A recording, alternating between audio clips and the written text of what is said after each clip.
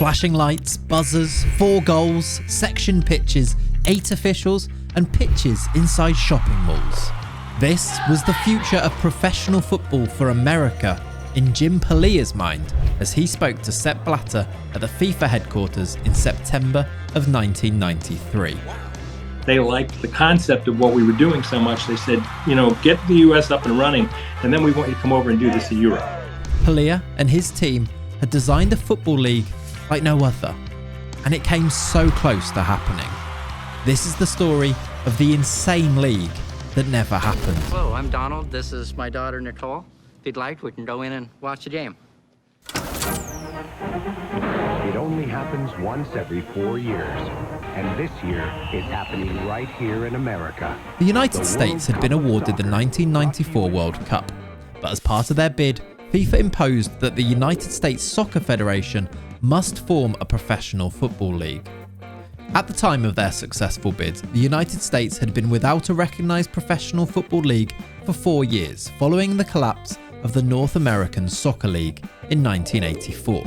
Many of the owners got concerned about the increasing costs, and one by one they decided that it wasn't going to happen as soon as they liked it to happen. Football, or soccer, in the United States had experienced periods of incredible popularity, but it always ended up in financial and cultural failure. Americans have great difficulty understanding the attraction of soccer because American games can be segmented into individual actions and into individual statistics.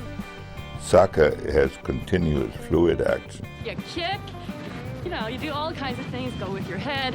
It's pretty exciting, shoulder. Americans need scoring.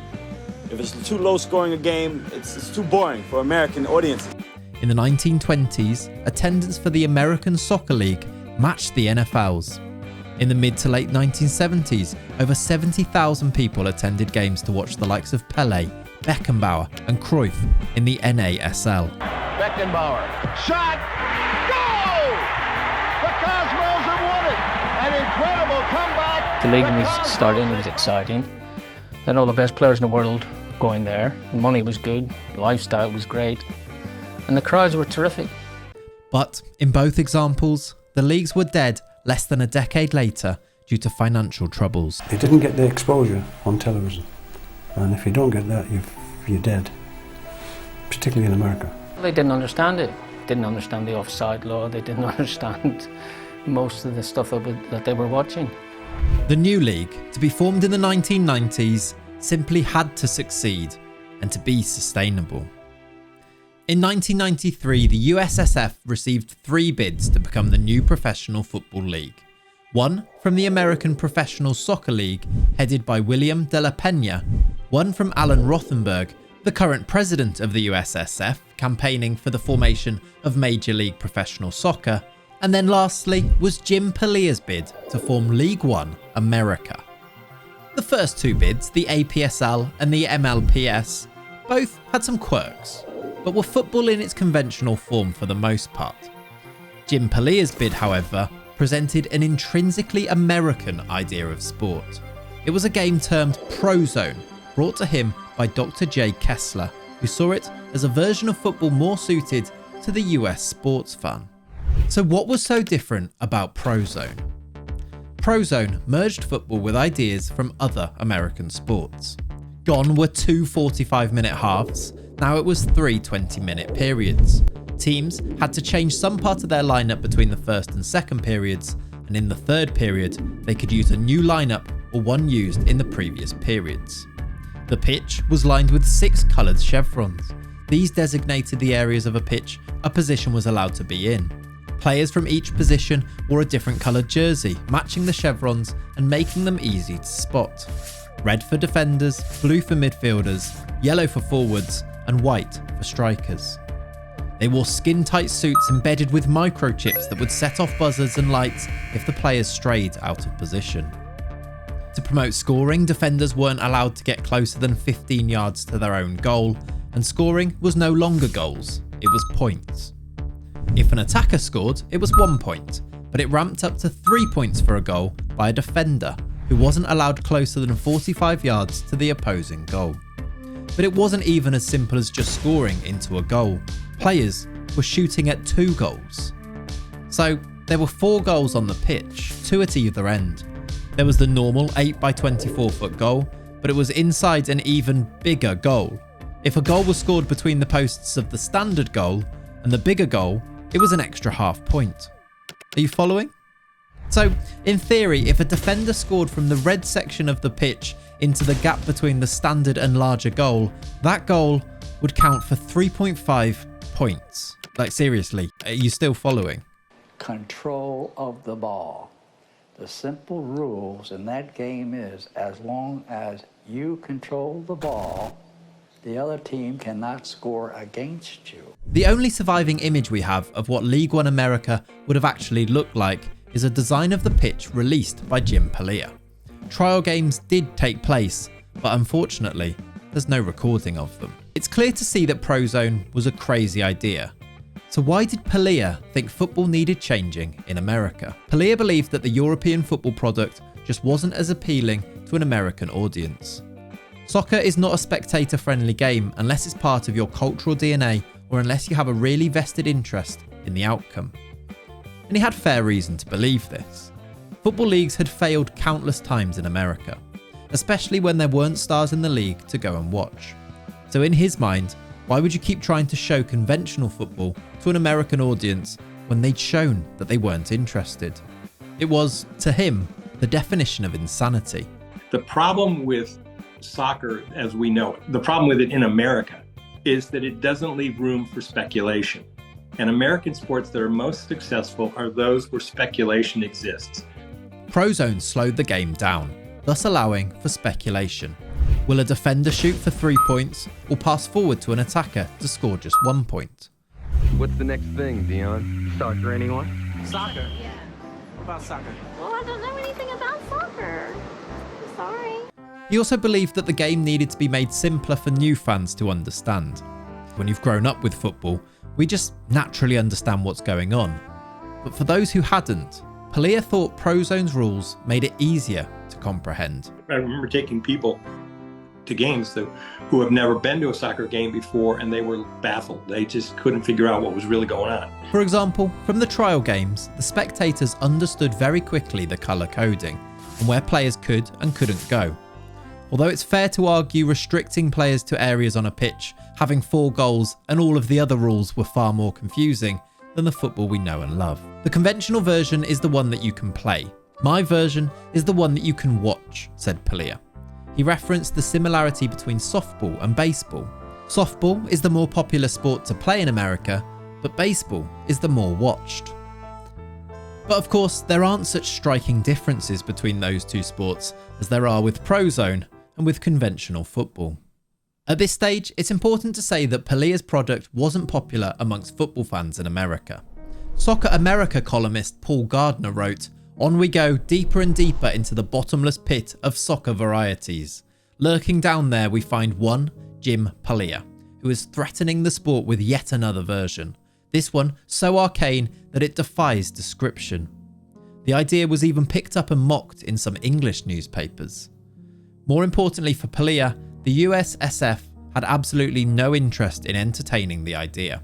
They knew whatever league they picked, it had to be the conventional product to get FIFA's approval. Or did it? Because in 1993, Sepp Blatter invited Jim Paglia to Switzerland to discuss ProZone. The people there, Guido Tognoni and Seth Blatter, and they were very receptive. And they said, yeah, absolutely, make this happen. You know, get the US up and running, and then we want you to come over and do this in Europe. But when he returned to the US, FIFA had told the media they were no more than lukewarm to the idea, and Guido Tognoni, a PR person from FIFA, told Paglia not to speak about the meeting or they'd withdraw any future funding. It's theorised that FIFA just invited Paglia to hurry the USSF into making a decision. After all, they were already 2 years past the 1991 deadline that FIFA had instructed them to have a league set up by.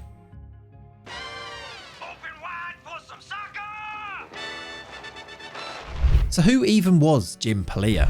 And how did he get to a position of proposing a new league? Jim Paglia, you may be surprised, didn't hate football. In fact, he'd been involved in football for 2 decades. He was a business manager with the Rochester Lancers of the NASL, working closely with the owner, John Petrosi. Paglia speaks incredibly fondly of Petrosi and was massively influenced by him. Working at the Lancers, Paglia was front row for the collapse of the NASL. He attended the owners' meetings for Petrosi, who didn't like football, and took notes on what did and didn't work in the NASL. Paglia would return to working in advertising after the NASL, but still volunteered as a coach in junior women's football. What drew him back into working in football was the 1994 World Cup. Hi, my name's Karen, and this is my daughter Amy and my son Trip, and we're really excited that the World Cup is in the United States. He now lived in Chicago, and the city wanted to host the World Cup games, and Paglia had the expertise to get them that. Paglia set up the bid, and Chicago got not just 5 games, but the famous opening ceremony. The United States of America warmly welcomes you to World Cup USA 1994! At this time, Paglia wasn't interested in setting up a league. He was just motivated to get the World Cup to Chicago so his daughter could experience the World Cup atmosphere that he'd experienced himself travelling to past World Cups. And I said to my daughter, honey, Daddy did all of this for you. That's it. That was my single motive. I just wanted my daughter to be exposed to the World Cup. And she turned to me and she said, Daddy, this is for me? I said, yep, it is. And she said, can we go home now? And that was it. We got up and left. What drew Paglia into creating a league wasn't even football. It was the stadiums. Paglia wanted League One America to have 12 identical, multi-purpose 20,000-seater stadiums that would host the games but had day-to-day use. He knew that using a stadium just for the games wouldn't be sustainable. So Paglia's idea was for the stadium to essentially be within a shopping mall. There would be things like bowling alleys, indoor wave surfing machines, and virtual reality centres. Paglia was ahead of his time with his stadium concepts, for the good and for the bad. The Tottenham Hotspur Stadium, for example, if you strip it of the Spurs logos and colours, it's just another heartless bowl, and one not that different from the Emirates Stadium of their North London rivals 5 miles away. The League One America stadiums were proposed to be identical across its 12 cities, but at the same time, Spurs' stadium is also a multi-purpose arena with an incredible amount of commercial capability, for example skywalks, the F1 go-kart track, and the concerts held there.